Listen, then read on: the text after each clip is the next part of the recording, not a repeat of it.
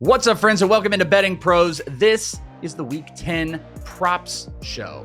No Joe Pisapia, it's Chris Welsh. We got Andrew Erickson in here. Both of us making the picks without the big guy. Big guy steering us in the directions that we need to do. It's just two bettors that are going to go crazy this week. I am wearing a Christian McCaffrey jersey. 0 49er bets this week. This is just in honor of hitting the bets last week, Erickson. What's up, buddy? Just you and me. Dad's out of town. We get to run amok. Party time. Tag team is back. So absolutely love skin. I missed you on the extra point for Fantasy Pros. Boggs filled in for you. But we're back together here, breaking it down for week 10. Double digits, man. I can't believe it's already here in the player props. And it seems like overall a pretty good season so far. Through the double digits, like positive on both sides, relatively speaking. Touchdowns have been in fuego for the most part, which I'm actually kind of shocked at, to be totally honest. Yeah, and I'm picking it back up. Let's look at the big board. So for our accountability buddies out there, if you want to know where we've been at, this past week, we were both 3-2. Not a controversy at all, but do want to point out that CJ Stroud got knocked out. I was given an early exit, but we're going to give me an L on that one, which is totally fine. So I finished 3-2. I felt very good about this week. If Stroud was active, I was crushing it. We had the positive negative correlation miss where you missed on Wan'Dale Robinson receptions. He crushed it, but somehow he caught 9 balls and I didn't get 46 yards. So my logic was right, I guess. It was one of the weirdest ones. So I was super close to a 5-0 week, but I was 3-2 on the positive. I'm now 25-20 on the season, which I'm pretty happy about. And 2 touchdown smashes last week. So I crushed both my touchdowns. I am still lagging behind you guys, but I did get 3-2, almost 5-0 with the 2 touchdown calls. You were 3-2, the negative correlative one. And we were joking off air. I completely forgot Monagai didn't score because I thought you crushed both of yours. You did get the 1 touchdown call with Loveland, missed the Monangai, but great week for you too as well, my friend. Yeah, Monangai, it just seemed like he would have scored in just an absolute monster game. But then you look up and it was Britton Brown that ends up scoring the rushing touchdown for the Chicago Bears. So that was just a little bit tilting. I knew my 2-0 touchdown streaks was going to end eventually. But I didn't think it was going to be because of Monangai. Loveland ended up scoring the touchdown and he was 3-1. So I felt pretty good about it. I know you got some feelings about Kyle Monangai this week. Well, yeah, exactly. And I marked it, by the way. I marked because I do the marking of the sheet. I marked you as a positive. So luckily, again, accountability buddies. Erickson's like, nay, take that touchdown off. Joey did hit 1. So the touchdown calls are 8 for me, 10 for Joe, 11 for Erickson. You are the leader. You are 23-2 on the season on the props. So you're over 500. I'm 5 games over 500. So things going well. Knock on wood. Hopefully don't get crushed. But that is going to lead us into our 10 prop bets. I've got 5. Erickson's got 5. Let's jump into it. You're mentioning Kyle Monangai. And since, Joe hosts and then he'll throw it to me and go to Erickson, I just don't want to throw off the vibe. So I will go first, even though I'm playing host here. And Kyle Monangai is my first bet of the week. I'm going with rushing yards at 39.5 over. And our dear friends at Hard Rock Bet are offering the best line so far I've seen. Last week, obviously, 26 carries, 176 rushing yards. Ridiculous. Outside of Brian Robinson, who only had 5 carries, nobody averaged more yards after contact with 10 or more carries, or really after Brian Robinson, than Kyle Monangai. So he was just crushing, just getting yards after. Obviously, the defensive matchup worked really well, but it does here again. The Giants rank dead last in rushing defensive grade over on PFF, 32 of 32. Their defensive line grade, 30 of 32.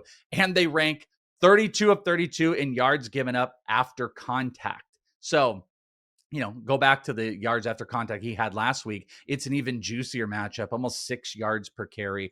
The projections are all over the board. PFF had a really high one. They moved it down to 65. Fantasy pros and betting pros all kind of agree with this. The big scary thing is with DeAndre Swift presumably active because he had a full practice. What is this going to look like? It looks like it could be a relatively even split, but this is just such a low total. I think I feel very comfortable we're going to get at least 10 carries. Kyle Monangai looked fantastic. Volume taking away could kind of kill this, but it's a nice low number, 39.5 over for Kyle Monangai rushing yards. That is my first prop of the week. Erickson, what do you got for us? Yeah, got some thoughts on this Bears Giants game as well, but I'm going to the other backfield with New York. I'm going with Tyrone Tracy, over 59.5 total rushing and receiving yards. So a lot has been made about Tracy this week about him losing out on snaps to Devin Singletary. Is he the starter? Well, the Giants offensive coordinator, Mike Kafka, came out and said earlier this week that, yeah, Tracy is our starter. And I talked about this on the Fantasy Pros ranking show. Yep. But Tracy got kind of banged up a little bit last week, and that's why we didn't really see that much of him in the second half. So I think they go right back to him. He's not on the injury report at all this week. So I think that it's a smash spot for him against a Bears defense that has been terrible against running backs as both rushers and receivers. Every running back that they have faced that is not named Alvin Kamara has gone over at least 60 rushing and receiving yards. You got to make the caveat because Kamara just the juice is there's no more juice left to squeeze with Alvin Kamara in this Saints offense. So I think that Tyrone Tracy, we're getting a value here on a starting running back in a really good matchup. We know he can catch passes. We know he's explosive out of the backfield. So give me Tyrone Tracy going over 59.5 rushing and receiving yards. Yeah, you did push this up on the rank show. You were very, I mean, there's a little bit of like a scare. Both of ours, I think, have a little bit of a scare on this. Not to like contextualize all of this, but it's like, Swift creates a scary situation with what will Monangai be. You're very pro Tyrone Tracy, and they're saying the starter, but Devin Singletary hit out snap. So it's like there is this like weird thing that's floating around, but both of these teams don't stop the run, and we get to both play in the water. So this better not be a Devin Singletary, DeAndre Swift game, or you and I are going to be pissed. But we're looking in the same spot, we're playing in the same game, and I'll tell you, I do have I got another play with this Giants game we're going to talk about in just a tiny bit. Let's go. Things are going to get crazy, by the way, because the Undertaker is rising from the grave for the next 4 bets. And I am presenting to you with my second bet. This would usually go at the end because there's a pseudo ladder to this. But be careful with the word ladder, because I said this to Erickson, and Erickson had a heart attack. He said, don't do this. And I said, it's a low ladder we're playing, and I think it was described as a step stool. I am going with Dalton Schultz, and I'm going with Dalton Schultz receiving yards, and this is a low number this week, 34.5. So let's start here. This is the main bet. It's not the ladder is not the official play. The receiving yard prop is what I'm playing, but I've pushed it up 2 more levels. So starting with this, the Jags defense ranks 25 of 32 in coverage grade to tight ends so far this year. Linebackers, 20 out of 32, safeties, 30 out of 32. This is a good matchup on paper. Also, the Jags are averaging 9 targets to tight ends this year, 6 catches, and 75 yards on average to tight ends. Tight ends have had over 78 receiving yards 5 straight weeks. So we go over to the Texans side. Obviously, we're going to not have CJ Stroud. We're going to have Davis Mills, which can be scary. But last week, Dalton Schultz, 8 targets, 6 catches, 77 yards. That's essentially what the Jags give up. He was also a 25% first read. That is with Davis Mills at quarterback. He's the safety net. And you have a quarterback that's not going to feel comfortable and doesn't slang the ball a whole bunch against a defense that you 100% can do this. So the 34.5 is a smash for me. I also put in a 40 and I put in a 50. So it's not a ladder. It's a step stool bet. But 34.5 is my receiving yard bet. Do you want to put any cold water on that real quick? I know we're not necessarily analyzing both bets. You were very scared for me when I gave you this Dalton Schultz bet, but you felt better that you thought ladder meant more like 100. Yeah, whenever I hear ladder bet, I'm immediately thinking receiver over 100 yards. It's going to have an absolute monster game. And I don't know if Dalton Schultz and monster game exists in the same universe where that can really happen, especially when you got Davis Mills in the neck as his quarterback. Yes, it's a good matchup against the Jags. I was also burned by Dalton Schultz 2 weeks ago because I took the over on a bunch of his stuff against your 49ers. Thinking, no Fred Warner, he's going to cook. He was absolutely terrible. And you and Seth Wilcox are actually riding Dalton Schultz. He likes the receptions as his Hard Rock best bet of the week. So more of a squad ride here. And yes, it's definitely more of a step ladder type of bet where my wife has a step ladder. She uses it so she can reach up the high cans up in the cupboard. Yeah, that's essentially what we're doing with him. We're not putting up Christmas lights. We're just trying to get the soup can. We're just trying to get some soup. That's all. We're just trying to get some soup, guys. Some Schultz soup. That's all that we're doing. So I did go to 50, but this is like my favorite bet of the week. We went with Monangai because it's the first bet that I put in. This is the one I absolutely locked into right away. Hopefully we're not going to be disappointed, but let's go a little bit of a squad ride and maybe you can ride with me. All right. So I don't mean to like give away all the fun, but Erickson just decided under chaos for the rest of the week, and you're going to go in with some quarterback unders. So what do you got for your second prop of the week? Yeah, so this is also another 5-star bet per the Betting Pros prop bet cheat sheet. So the Tyrone Tracy one, that was also a 5-star bet. This one is also falling into that category. Michael Penix Jr. under 34.5 passing attempts. So the Falcons quarterback has been throwing the ball a little bit more over the last couple of weeks, and it's because the Falcons just really haven't been able to establish the run in any type of capacity.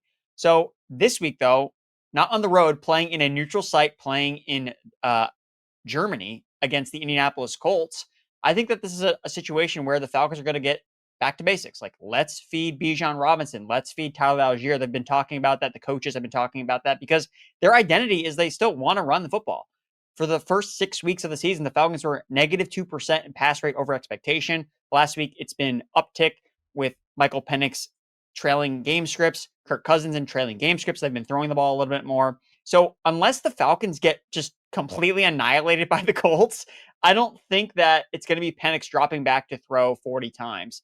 If you look at some of the projections, he's under 32 pass attempts. He's averaged just 33 pass attempts this season. But again, more skewed because he's had 37 or more in the last 2 weeks or the last 2 games that he has played. But his closing pass attempts line has been much closer to 31.5. You look at some of these international games, and this is something you'll find in the Betting Pros primer that I'll do for the international. These games tend to skew towards the under overall. You see less scoring. And of the 10 quarterbacks that have played internationally this season, only 3 have attempted over 34 pass attempts. And all 3 of those teams, those quarterbacks, played on offenses that are above average in terms of pass rate over expectation, which is not the Falcons. Like, they want to feed Bijan Robinson. And actually, I got breaking news here on the show that actually backs this bet even more. Oh. And I think that, Welsh, I just want you to confirm this with me.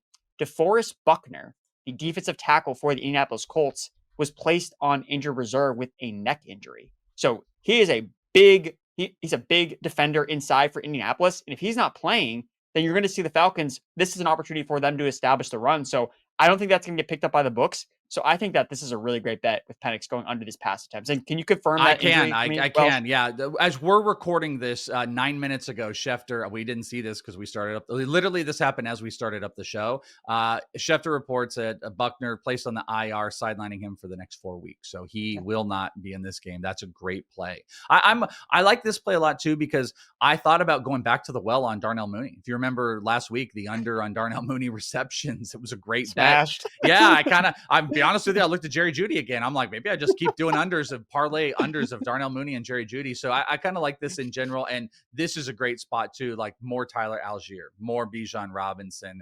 These international games definitely play on that side. So, and what was the number again? It was under 34.5. Yeah, it's a pretty big number. And if they're going to be able to establish the run, I think that they're just not going to throw it this much. Let me ask you, of your unders, is this your favorite under on the card, or do you have one coming up that's even more? Because I really like this one. So historically speaking, so this is something that the Betting Pros app kind of fed me, this is one of my most profitable markets, is betting on pass attempt unders. So it's been profitable. I think I had Matthew Stafford. That was one of the bets I hit last week, and that looked really shaky after the first half when I think Stafford, it seemed like he threw the ball like 30 times. And I looked up and think, oh man, I'm totally screwed. But the under still ended up cashing. So the pass attempts won because you got to play the whole game out, right? You can't get there on just one play. It's going to take 35 plays for Michael Penix to beat us here. And I don't think it's going to happen. So yeah, this is definitely one of mine. And it's a 5-star bet. And there's a cool feature on the Betting Pros app, the new updates on it. If you click on the tools button, it is able to, it's going to take your betting history and it'll talk to you about things that you have been profitable about, markets that you like to bet, and it's going to curate stuff like that. The curation is actually one of the coolest things that the app we have changed with it. So there you go. You are a pass attempt king. My official record. So I just pulled it up: 32-16 plus 15%. Okay, well let's get on it. Let's make a bet, and if you do it, do it over on Hard Rock Bet, because today's show is brought to you by presenting sponsor Hard Rock Bet. This is the golden time of the year when it's not just pro football. No. NBA, college football, college hoops, hockey, all of it is here. And if you haven't tried your first bet on Hard Rock Bet, there's still time to get 150 in bonus bets if you win, my friends. Just place a $5 bet, and if it hits, you're not only going to get your winnings, you get 150 in extra bonus bets. And we're sitting here talking about all these different stats. We're very stat analysis correlated to a lot of our bets than maybe necessarily trends. Well, if you want to get an edge to lock in, check out the Hard Rock Bet Stats Hub. It's loaded with trends, streaks, and stats to help guide your picks. Check out the Stats Hub now. Get the edge and bet with confidence. The Hard Rock Bet Sportsbook app is the only legal sportsbook for Florida, Arizona, Ohio, New Jersey, Indiana, Tennessee, Virginia, Illinois, and Colorado. We are there for you and coming to more states soon. So get in on all the promos that Hard Rock Bets have every single day. So you could be listening right now, open up the app and check out what they've got going on every day of the week. Download the Hard Rock Bet app today and make your first deposit. All right, let's go to our third bets on the line here. I circled this one about 4 different times as I was going through my process, and I just had to settle on it. And we're going with Tetairoa McMillan. Tetairoa has had some ups and downs as far as the big, massive targets. I believe he's actually only hit this in like once in his last 3 games, but it is the matchup that speaks to me. Obviously, they found a new resurgence in their running game with Rico Dowdle, but this is a spot where I think they're going to be able to sling the ball again. And as far as like coverage grades go, this is an agreement. Tetairoa McMillan receiving yards, it's 49.5. Over is the play here. New Orleans, they rank 25 out of 32 in overall coverage grade. This is supported by PFF, and I check out their projections. Fantasy Pros were over 50 on this number, and he is the target hawk. So, in the Green Bay matchup, they were finding success running the ball, and there's way too much pressure put on Bryce Young, and he can't end up passing the ball. This is a spot against New Orleans where I do believe they are going to be able to not only run the ball, they're going to be able to set up play action, and we are going to get Tetairoa McMillan back involved here. It's a low number. I'm not sure. Yeah, I think I should have gone back and looked and seen like when Tetairoa McMillan receiving yards are under 40, how often do they hit? Because this number is usually a lot higher, but 49.5 over for McMillan. Do you have any reservations about McMillan? You've been kind of a little selly on him in fantasy. Are you a buy or sell on this prop of mine for the week? I do think that it is really low, which is weird. But then when you look at the game logs, it's like, oh, okay, I kind of understand why it's like this, but he is so clearly the alpha in this passing attack. And I believe even like last week, again, not like a monster game from him, but he just has such a massive share of the Panthers. I mean, he is the first, second, third read when they decide to throw the football. And if Dowdle is limited anyway, coming off that, he's been dealing with a quad injury. Yeah, it's a divisional matchup, so things can kind of go a little bit wonky. Again, Saints are not a good team, but divisional games can sometimes be more competitive than the spreads sometimes suggest. So if there is a little bit more push from the Saints, I think, McMillan's going to get involved, and it's really not a high bar for him to pass. Yeah, I mean, in first read percentage, he's up there. He's the main target for the team, so that's what we're playing on here. All right, the third bet we have a continuation of unders. You are going to go with a running back under. So who's your third prop of the week? Yes, my third 5-star prop on this show. Josh Jacobs under 94.5 combined rushing and receiving yards. So 8 games played for Josh Jacobs this season. He's only gone over this number 3 times, and that was against the Dallas Cowboys, Cincinnati Bengals, 2 of the worst defenses in the NFL, and the Carolina Panthers, another defense that has given up a lot of yardage at times to certain running backs. So the Eagles, better than all 3 of those defenses, especially with Jalen Carter back, coming off a bye week where they are 100% healthy on the defensive side of the football.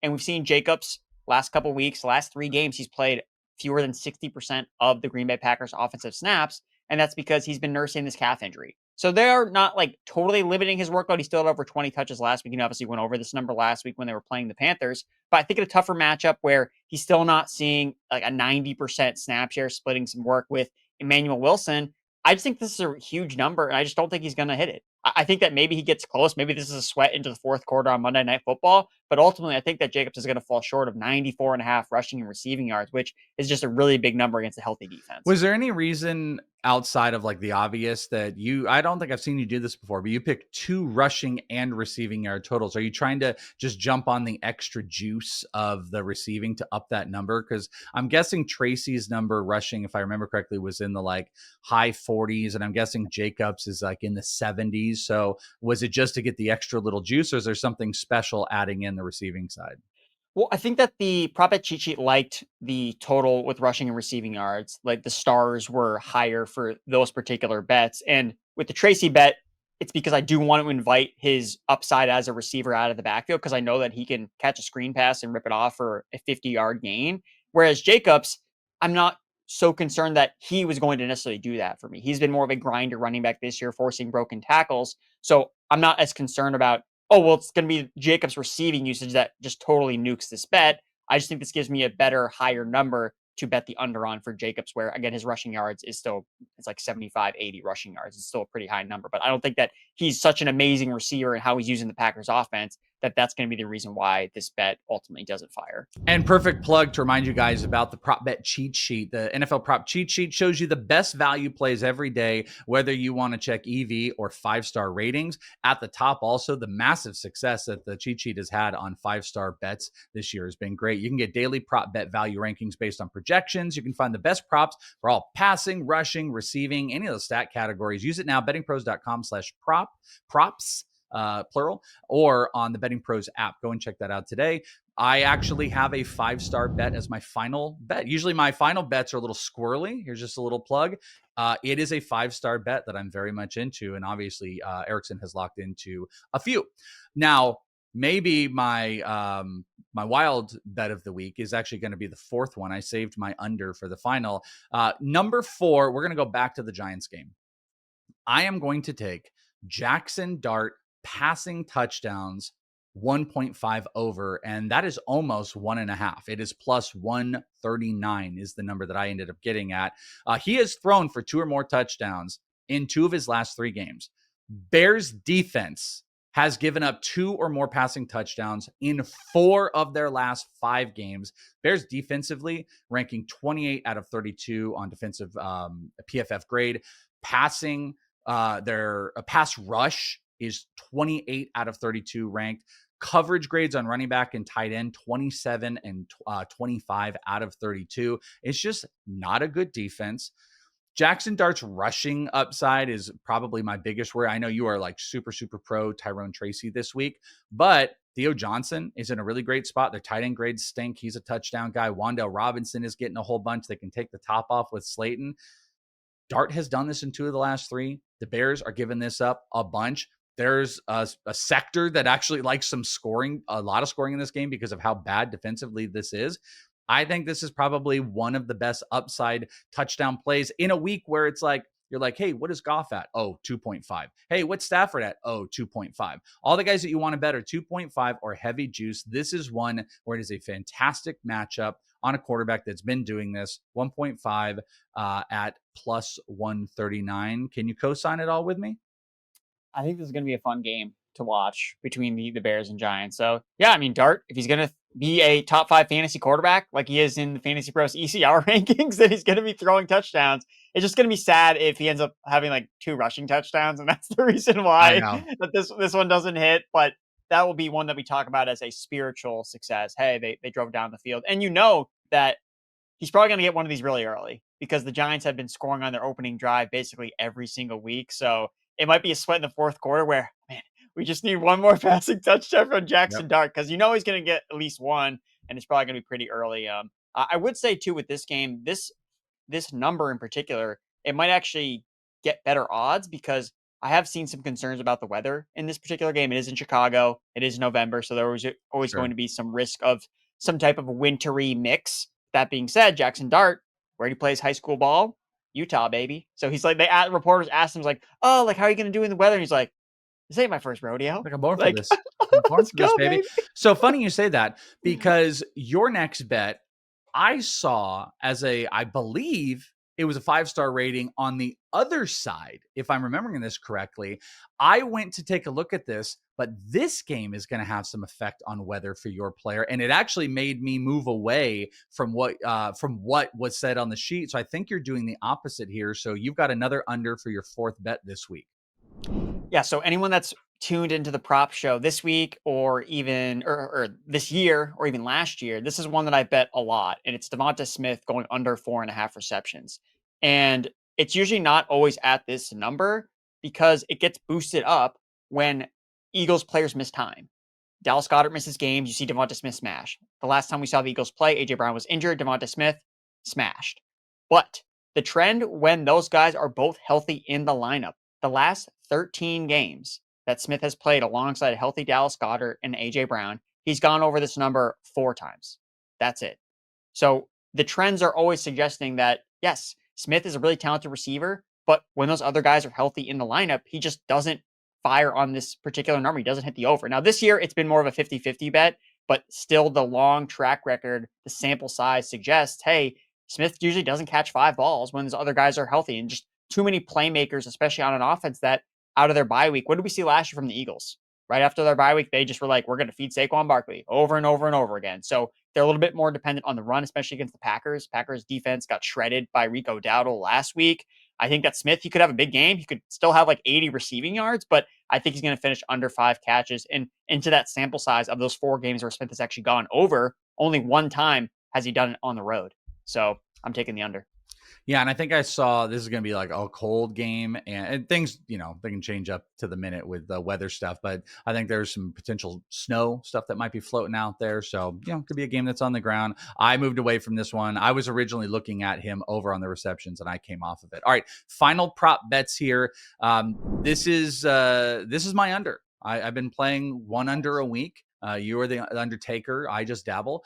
But we are going to jump in this week, and I am going with a 5-star bet on the Betting Pros cheat sheet that you can check out, and I see a lot of support for it. Demario Douglas receiving yards under at 40.5. I will also tell you this one is a move-in on some other spots because people are betting it down. Douglas has hit the 40 over, by the way, 3 times this year and 3 of the last 4 weeks. So this is kind of a negative to that. But it has been off of explosive plays. He has put up a 44-yard or larger play in those 3 games. So he hits this prop literally on 1 singular play. Why is that important? Tampa Bay corner grades. Here are your corner grades this year on PFF. 1, 16, and 51. And they are in the bottom 10 in the league in explosive plays given up.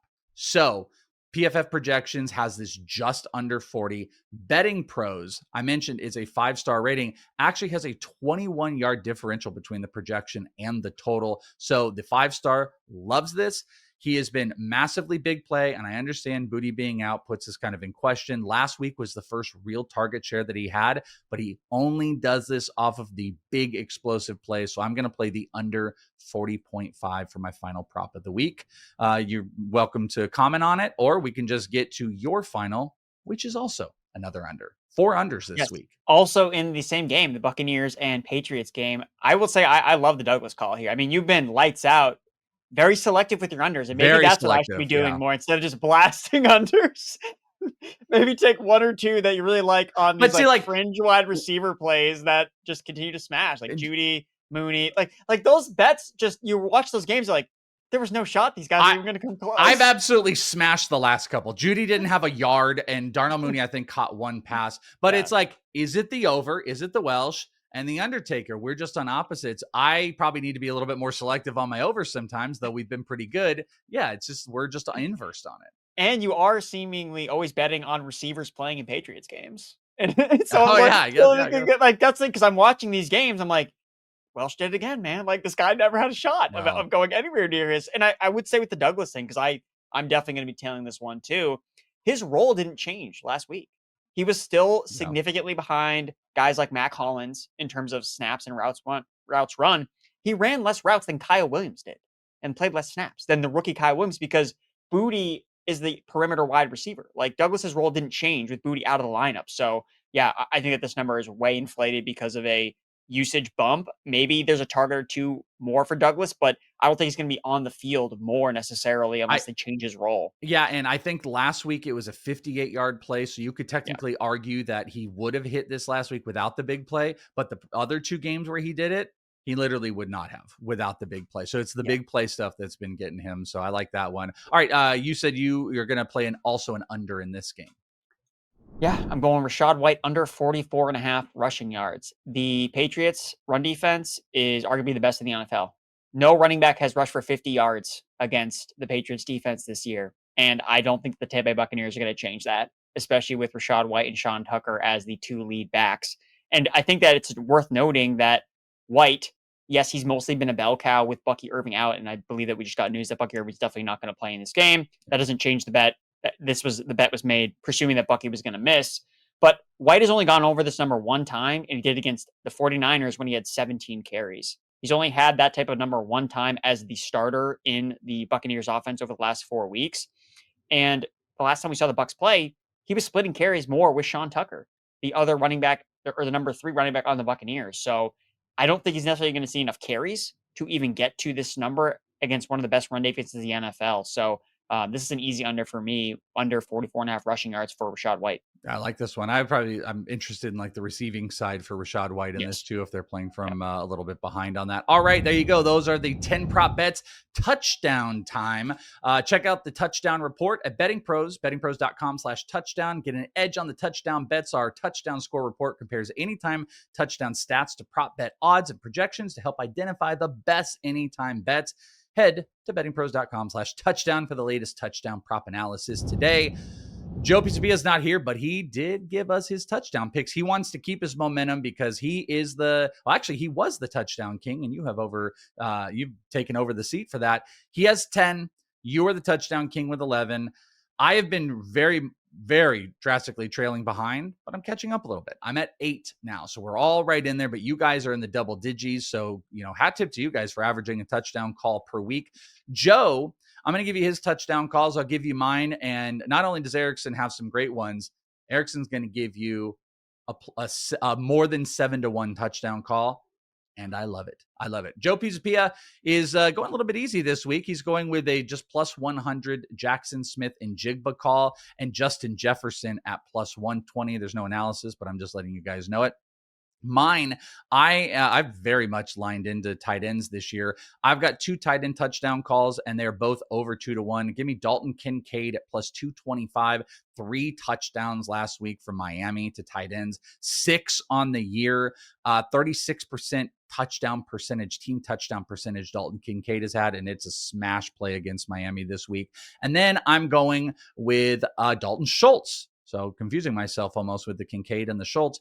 Dalton Schultz at almost 3-1 plus 295, 6 touchdowns given up to tight ends on the year in the matchup. Tight end touchdowns in 4 of the last 5. I talked to you about Schultz versus the Jags. Jags are just abysmal against tight ends. Davis Mills is not in a great spot, but I think Schultz is going to be the main target. And if they move the ball, I'm getting almost 3-1. So those are my touchdown calls. Little bit deeper.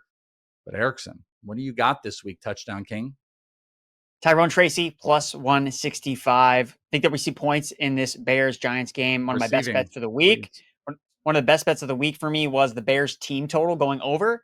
So I think that the Giants are going to push them in a little bit here. So I like Tracy to find the end zone plus 165 against the bad Bears defense. And then as you teased, my really long shot bet. This is the longest shot I've had on the show to date.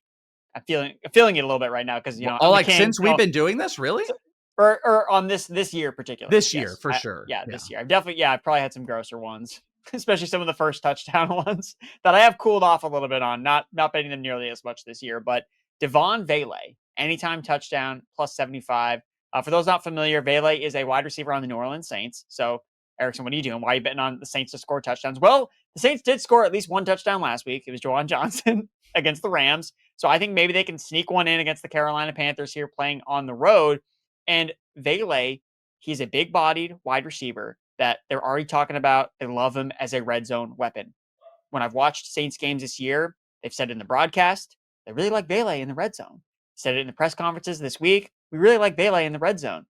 And there's no Rachaad. So he's gone. He's part of Seattle. So that opens up, I think, more target opportunities for a guy like Vele, who could be playing a more of a full-time role. So we know that the Panthers defense is going to throw a lot of their attention at Chris Olave, Juwan Johnson. Yes, maybe he's the one that ends up scoring like he did last week, but I like the odds here, plus 750. Now, I'm not the only one that likes the odds. If you look at the anytime touchdown report on Betting Pros, this is one of the highest plus EV bets, plus 33%. And you know what else was another really high EV bet?